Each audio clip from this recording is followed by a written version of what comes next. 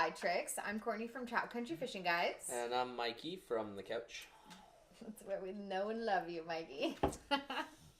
Okay, so I don't know about you guys, but if you've been following along, we have a pretty sweet box of flies here. It's a good collection for local area. I mean, you've got the eggs to the alevins, to the minnows, to the Zuddlers. So far they've been mostly river flies, and we're going to start off with tying our first lake-specific fly, which is a micro leech. The leeches. They work pretty good. They're amazing. If you don't know what's going on, just throw in one of these suckers and... Seriously, you can figure out what's usually happening work for you, pretty quick. especially around here. You know, just hang back in your belly boat, do a few kicks, throw out a micro leech, eat some Slim Jims, you are good to go.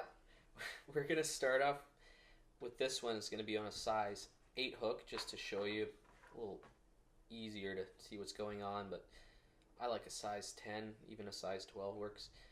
Okay, so we like them small because they're micro. And it has a bead head. We're going to put a bead head on it first before you... There you go. Oh, don't worry, I gotcha. But do I have the bead on it? Don't just keep going. What else is next? If you can't get it on, pinching the barb first might help. This is a barbless hook. Okay, well then. It was just hooked into Courtney's skin. All right. Locked and loaded. And you're going to wrap that thread on there and cover the whole shank with it. Okay, let's do it. Front to back? Front to back. Ooh.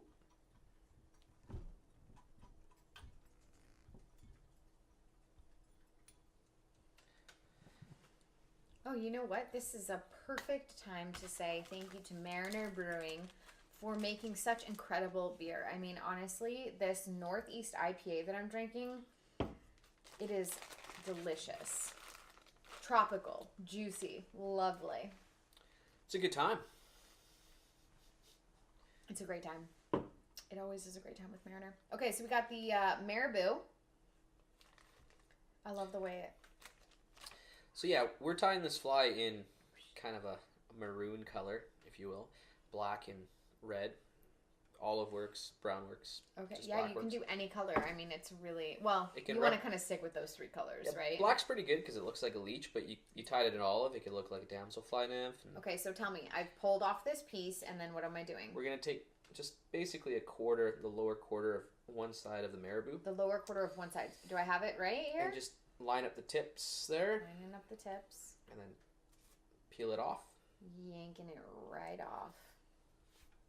Yeah. Do I have that? I don't have one tip here. Yeah, you just drop that part of the feather. Oh. And then grab it like that.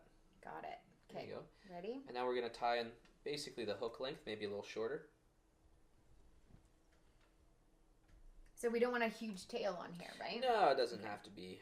You don't need to have no too big much. tails.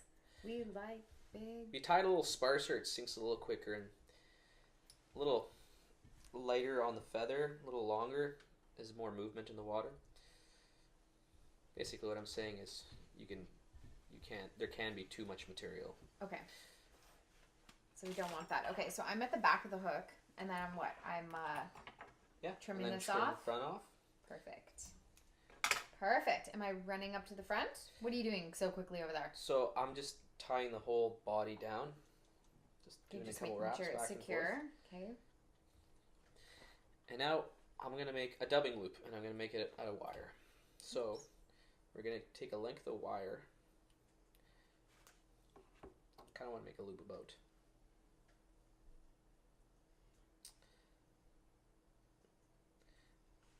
I'm stealing Yeah, this. big. Yeah. Gotcha. And we're going to tie that again along. And why are we using wire? I like Thread's not enough in this little... I'll add thread to it in a second here, but it just adds a little weight, a little extra resiliency. Is it stronger? When the fish chews it up. Right, okay, so it'll keep it... Lasts a little longer, I find. Perfect. Jeez, look at you go.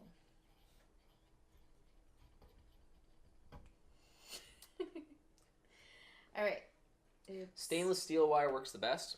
It's hard to break. Copper is good, but it, if there's any kinks in it, or you wrap too many times, it'll snap fairly easily. But. Okay, so I've got my little loop. Oh yeah, I guess it's a really good time to mention, after we've wrapped it, that you're wrapping the two end points at the front of the hook so that you end up with a loop. Yeah, you want a loop. You want a loop. You gotta loop it. Okay, and then what's this tool we're using? This is a dubbing loop. I kind of want to call it a crook shank. It's a really basic one. It's just a hook, and you can twist it. They have these ones that are basically just big weights, and you spin them, and they work, pretty well for regular fur dubbing. Okay. I like using these. Personal preference, I guess. It's just what I grew up with. But so we're going to loop it once. It's a little easier with wire, too, to use these. From underneath and then up. I'm going to hold this loop straight, and I'm going to add a piece of thread as well, and that just... Perfect. And then the bobbin's hanging. Makes the material hold in the wire a little easier, a little better. And basically what I'll end up with is just this loop of wire and thread at the back of the fly. Perfect. With the thread at the front. Okay. And that's when we break out. The old seal dubbing. Little baby. I think it's fake seal. It is. It's definitely fake. Arizona semi-seal dubbing. That much is good. Such a bright, drinkable IPA. Speaking of which. Cheers to you, sir.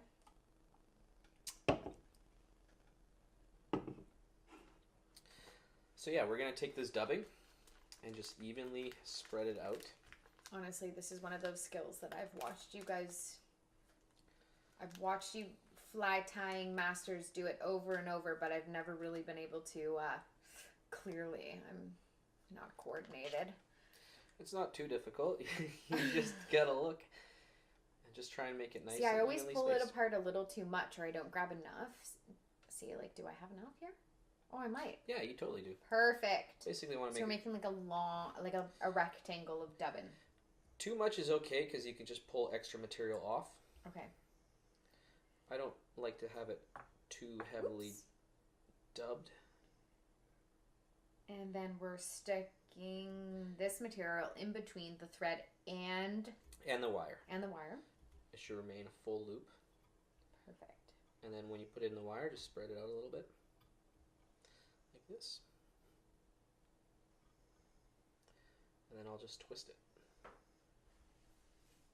Try not to get the tail caught in if you can help it. The tail of what? This stuff. Oh, okay, perfect. Okay. So we're twisting.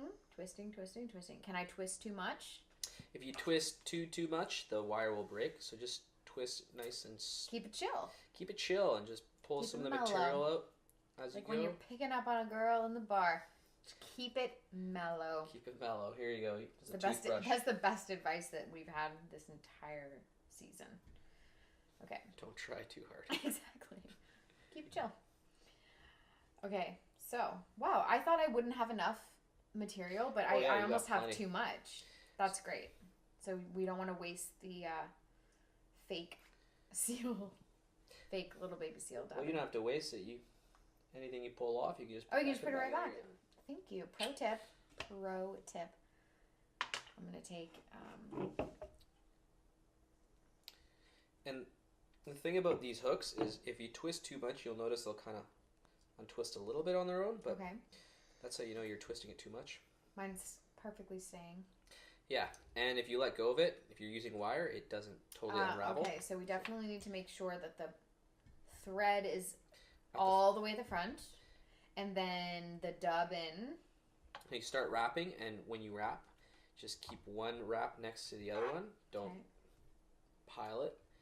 Don't what? Don't pile it. Don't wrap. Don't pile it? Yeah, don't make a big pile. Don't do this. Oh, pile it. Yeah. I was thinking we were about to take off or something. Okay.